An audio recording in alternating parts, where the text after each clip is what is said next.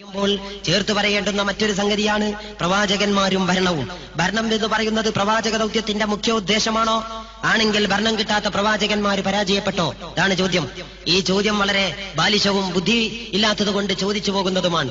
ഞാൻ ചോദിക്കട്ടെ, ഭരണത്തിന്റെ കാര്യമിരിക്കട്ടെ, പ്രവാചകന്മാരുടെ ആഗമനോദ്ദേശം പ്രാർത്ഥന മുഴുവൻ അള്ളാഹുവിനാക്കുക എന്നതാണ് എന്ന് സമ്മതിക്കുക.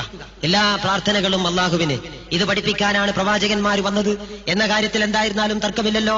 എങ്കിൽ ചോദിക്കട്ടെ, അങ്ങനെ ആ രംഗത്ത് ആ പ്രബോധനം സ്ഥാപിച്ചെടുക്കുവാൻ സാധിക്കാതെ മരണപ്പെട്ട പ്രവാചകന്മാരിലെ ഒരു കുട്ടിയെപ്പോലും അനുയായിയായി കിട്ടാതെ ഇരുമ്പിന്റെ ഈർച്ചവാള് കൊണ്ട് കീറി മുറിക്കപ്പെട്ട് വലിയ വലിയ കിടങ്ങ് കുത്തിയിട്ട് ആ കിടങ്ങിന്റെ വക്കിൽ കൊണ്ടുപോയി നിർത്തി ഇരുമ്പിന്റെ ചീർപ്പ് കൊണ്ട് ശരീരത്തിലൂടെ ശക്തമായി ചീകി മാംസം വേർപ്പെടുത്തപ്പെടുകയും ഇരുമ്പിന്റെ ഈർച്ചവാള് കൊണ്ട് നടുക ഛേദിച്ച് 2 കഷ്ണമാക്കിയിട്ട് ആ കുഴിയിലേക്കിട്ട് മണ്ണിട്ട് മൂടപ്പെട്ട സംഭവങ്ങൾ ഉണ്ടാവുകയും ചെയ്തില്ലേ?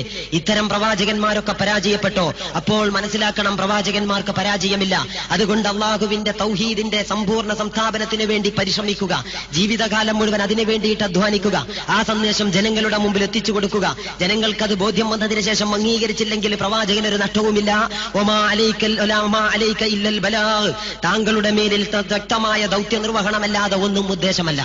അതുകൊണ്ട് ഭരണം സ്ഥാപിച്ചാലേ പ്രവാചകന്മാർ വിജയിക്കൂ, ഭരണം സ്ഥാപിക്കാത്ത പ്രവാചകന്മാരൊക്കെ പരാജയപ്പെട്ടു എന്ന് ജമാഅത്തെ ഇസ്ലാമിക്ക് വാദിക്കേണ്ടതില്ല. അങ്ങനെ വാദവുമില്ല, അങ്ങനെ വാദിക്കുന്നു എന്നാരും വരുത്തി തീർക്കേണ്ടതുമില്ല എന്നുകൂടി ഈ സന്ദർഭത്തിൽ പറയാൻ ആഗ്രഹിക്കുകയാണ്.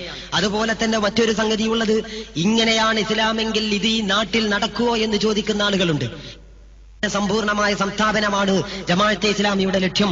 അതായിരുന്നു പ്രവാചകന്മാരുടെ ലക്ഷ്യം. പ്രിയമുള്ളവരെ, നിങ്ങളൊന്നോർത്തു നോക്കൂ, പ്രവാചകന്മാരുടെ ലക്ഷ്യം സമ്പൂർണമായ ദീനിന്റെ ഇക്കാമത്തല്ലായിരുന്നുവെങ്കിൽ പിന്നെ എങ്ങനെയാണ് 23 കൊല്ലം കൊണ്ട് അള്ളാഹുവിന്റെ പ്രവാചകൻ ഒരു രാഷ്ട്രത്തിന്റെ അധിപനായി? എന്നിട്ട് അവിടെ നിന്ന് മരിച്ചു നോക്കുമ്പോൾ അവിടത്തെ മയ്യത്ത് മറവ് ചെയ്യാൻ 3 ദിവസം വൈകി. എന്ത് വിഷയത്തിന്റെ പേരിൽ? അവിടത്തെ മയ്യത്ത് മറവ് ചെയ്യാതിരുന്നതിന്റെ പേരിൽ പള്ളിയിലെ ഇമാമത്ത് മടങ്ങിയിട്ടില്ല. മതപരമായ ഒരു പ്രശ്നത്തിന് വേണ്ടിയായിരുന്നില്ല. രാജ്യം ഭരിക്കേണ്ടുന്ന ഭരണാധികാരിയെ തെരഞ്ഞെടുക്കേണ്ടതാര് എന്ന് തീരുമാനിച്ചിട്ട് മതി റസൂലുള്ളാന്റെ മയ്യത്ത് മറവ് ചെയ്യൽ എന്ന് അനുയായികൾ തീരുമാനിക്കാൻ മാത്രം രാഷ്ട്രീയമായ അതിപ്രസരം അവരിൽ ഉണ്ടായി എന്ന് സഹാബത്തിനെ കുറിച്ച് നിങ്ങൾക്ക് ആരോപണമുണ്ടോ? അപ്പോൾ ഇസ്ലാമിൽ ഒരു രാഷ്ട്രീയമുണ്ട്. ആ രാഷ്ട്രീയം ഇസ്ലാമിന്റെ തൗഹീദിൽ നിന്ന് തന്നെ ഉരുത്തിരിഞ്ഞതാണ്. അതുകൊണ്ട് അത് അവഗണിക്കാൻ പറ്റൂല. അതുകൊണ്ട് പൂർണ്ണമായ രീതിയിൽ ഒരു നാട്ടിൽ ഒരു തൗഹീദ് അങ്ങോട്ട് സ്ഥാപിതമാക്കപ്പെട്ടാൽ അതിൽ ആ രാഷ്ട്രത്തിൽ ഭരണമുണ്ടായിരിക്കും.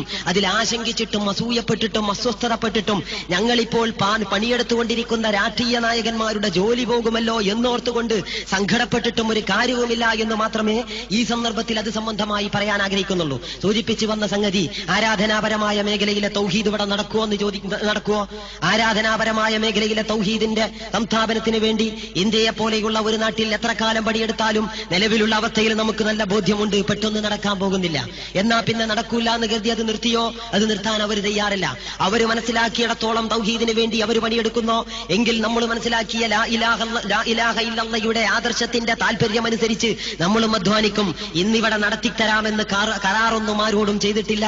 നടന്നില്ലെങ്കിലും നടന്നാലും ശരി, ഈ മാർഗത്തിലുള്ള പ്രവർത്തനങ്ങൾക്ക് നമുക്ക് പ്രതിഫലം കിട്ടും.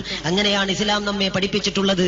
അതുകൊണ്ട് തന്നെ അത്തരം സംശയങ്ങൾക്കും അഭ്യൂഹങ്ങൾക്കും ആരോപണങ്ങൾക്കും ചോദ്യങ്ങൾക്കും ഒന്നും ഒരു നിലയും വിലയുമില്ല എന്ന് പ്രിയമുള്ളവർ മനസ്സിലാക്കേണ്ടതുണ്ട്.